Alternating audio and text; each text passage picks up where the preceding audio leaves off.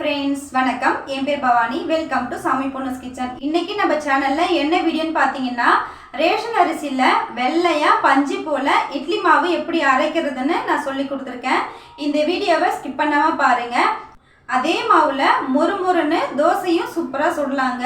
இந்த வீடியோவில் சொல்லியிருக்க அளவுகள் அப்படியே சேர்த்துக்கோங்க. உங்கள் வீட்லேயும் வெள்ளையா பஞ்சு போல இட்லி நீங்களும் சுடலாம். இப்போ வீடியோக்குள்ளே போகிறதுக்கு முன்னாடி நம்ம சேனல் சுவாமி பொண்ணுஸ் கிச்சனுக்கு சப்ஸ்கிரைப் பண்ணிக்கோங்க. கூடவே இருக்க பெல் சிம்பிளையும் கிளிக் பண்ணிக்கோங்க. இப்போ வாங்க வீடியோக்குள்ளே போகலாம். ரேஷன் புழுங்கலரிசி, ரேஷன் பச்சரிசி, உளுந்து, வெந்தயம்.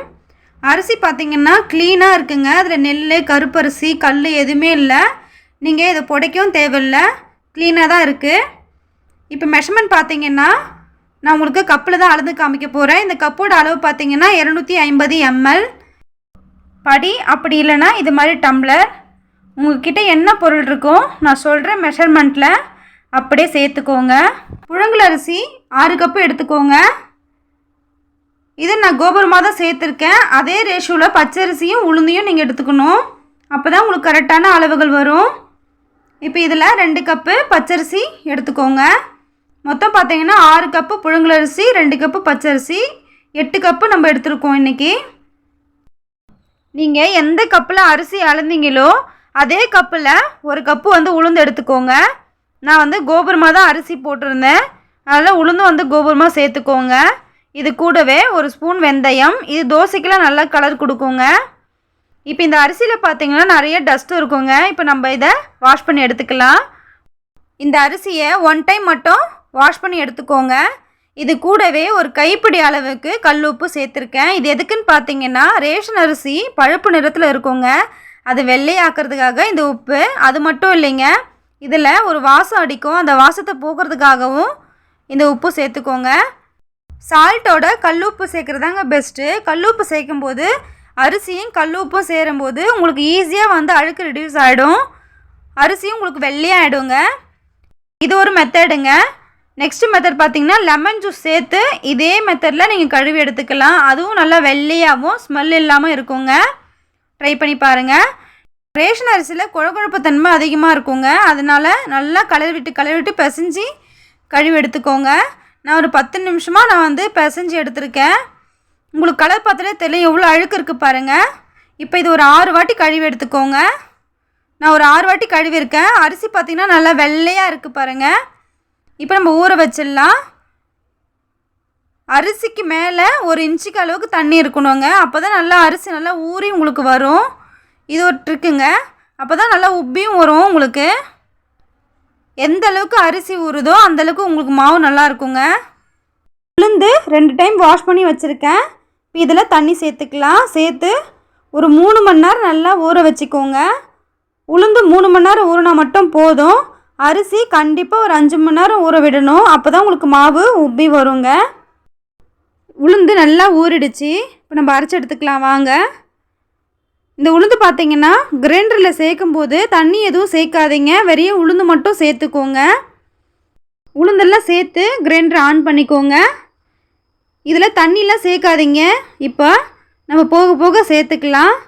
இது ஒரு 10 நிமிஷம் நல்லா ஓட விடுங்க. அதுக்கு அடுத்து இது மாதிரி தண்ணி தெளிக்கணும், ஊற்றக்கூடாது. தண்ணி தெளித்து உளுந்து அரைச்சி எடுத்துக்கோங்க. தண்ணி தெளிக்கும் போது ஓரம் இருக்க உளுந்தெல்லாம் இது மாதிரி நகர்த்தி விடணும், இல்லை ஒரே பக்கம் போயிட்டு அப்படியே அமைஞ்சு வந்துடுங்க, நல்லா அறுப்படாது. நம்ம இது மாதிரி கையை வச்சு தள்ளி விட்டுக்கோங்க. தேவைப்பட்டால் நீங்கள் கரண்டியை வச்சு யூஸ் பண்ணிக்கலாம். நான் அதுவும் எப்படின்னு சொல்லியிருக்கேன் பாருங்கள். இதே மாதிரி தள்ளி விடுங்க ஒரு 2 நிமிஷத்துக்கு ஒரு டைமு. அப்போ தான் நல்லா அரைப்பட்டு வருங்க. நடுவில் தண்ணி பத்தலைன்னா, ரொம்ப கட்டி ஆகிடுச்சுன்னா இது மாதிரி தண்ணி கொஞ்சம் கொஞ்சமாக தெளித்து இந்த உளுந்தை அரைச்சி எடுத்துக்கோங்க. நம்ம எவ்வளோ கம்மியாக உளுந்து சேர்த்தோம் இப்போ பாருங்கள். இந்த கிரைண்டர் ஃபுல்லாக உளுந்து மாவு உங்களுக்கு உப்பி வந்திருக்கு. உளுந்து நல்லா அரைப்பட்டுடுச்சு. இப்போ இதை பார்க்குறதுக்கு கையில் கொஞ்சம் தண்ணி அப்ளை பண்ணிக்கோங்க. இதை மாவில் கொஞ்சம் தொட்டு எடுத்திங்கன்னா கையில் உளுந்து ஒட்டலைன்னா உளுந்து நல்லா அரைப்பட்டுச்சுன்னு அர்த்தம். இப்போ நம்ம ஒரு கரண்டி வச்சு எடுத்துக்கலாம். தேவைப்பட்டால் நீங்கள் கையிலையும் யூஸ் பண்ணி எடுத்துக்கலாம். கிட்டத்தட்ட இந்த உளுந்து அரைக்கிறதுக்கு எனக்கு 20 நிமிஷம் ஆச்சுங்க. ஒவ்வொரு கிரைண்டரும் ஒரு விதம். 20 நிமிஷமும் ஆகலாம், 30 நிமிஷமும் ஆகலாம். இப்போ அடுத்து அரிசியை போட்டு நம்ம அரைச்சி எடுத்துக்கலாம். உளுந்து அரைக்கும் போது கிரைண்டரு சூடாகக்கூடாதுங்க. ஒவ்வொரு கிரைண்டரு பார்த்திங்கன்னா 10 நிமிஷத்துக்கு மேலே ஓடினாலே சூடாகிடும். நம்ம வந்து தண்ணி வந்து தெளிக்கும் போது ஐஸ் வாட்டர் விட்டு தெளிச்சிங்கன்னா உங்களுக்கு வந்து மாவு வந்து சூடாகாதுங்க. சூடாகாத உளுந்து அரைச்சாதான் உங்களுக்கு நல்லா உப்பி வரும். இட்லி நல்லா பஞ்சு போல் இருக்கும். இப்போ அரிசி பார்த்திங்கன்னா ஒரு 10 நிமிஷம் ஆயிடுச்சு.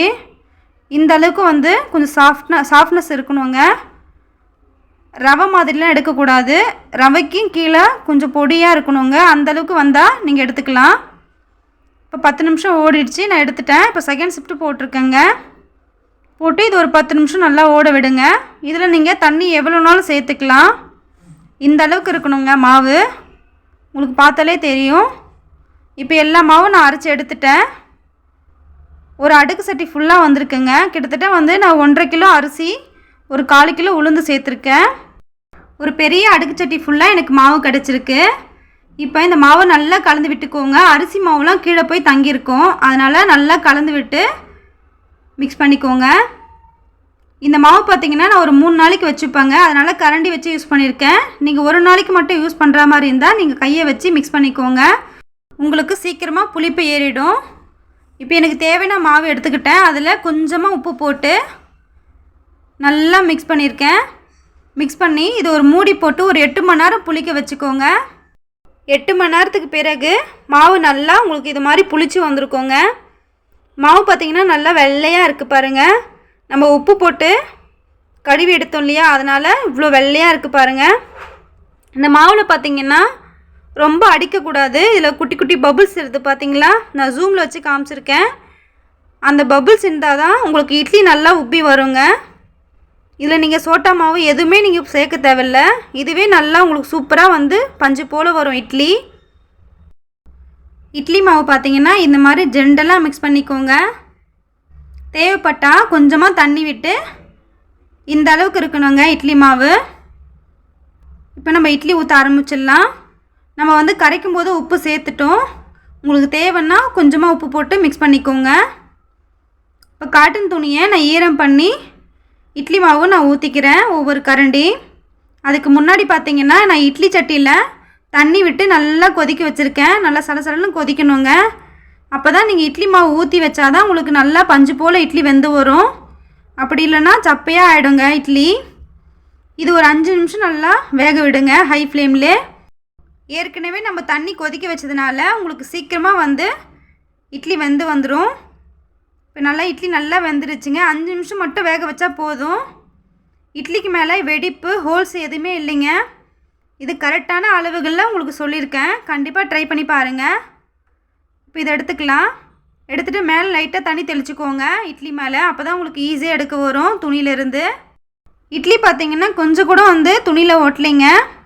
இட்லி எடுக்கும்போது அந்த துணியில் கொஞ்சம் தண்ணி விட்டு எடுத்து பாருங்கள், ஈஸியாக வரும். பாருங்கள், சூப்பராக ரெடி ஆகிடுச்சு இட்லி. நான் உங்களுக்கு இதை புட்டு காமிக்கிறேன் உள்ளே எப்படி இருக்குன்ட்டு.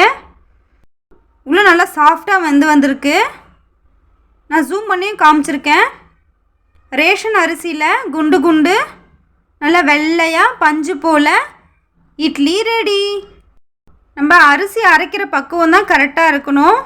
ரவை பதத்தோட கொஞ்சம் சாஃப்டாக அரைச்சி எடுத்துக்கோங்க. அப்படி அரைச்சா மட்டும் தான் இது மாதிரி நல்லா சாஃப்ட்னஸ் கிடைக்கும் இட்லிக்கு. ஓகே ஃப்ரெண்ட்ஸ், நம்ம சேனல் சுவாமி பொண்ணுஸ் கிச்சனுக்கு சப்ஸ்கிரைப் பண்ணிக்கோங்க. கூடவே இருக்க பெல் சிம்பிளையும் கிளிக் பண்ணிக்கோங்க. லைக் பண்ணுங்கள், ஷேர் பண்ணுங்கள். இந்த வீடியோ உங்களுக்கு ரொம்ப யூஸ்ஃபுல்லாக இருந்துச்சான்ட்டு கமெண்ட் செக்ஷனில் கமெண்ட் பண்ணுங்கள். தேங்க்யூ, டாடா, பாய்.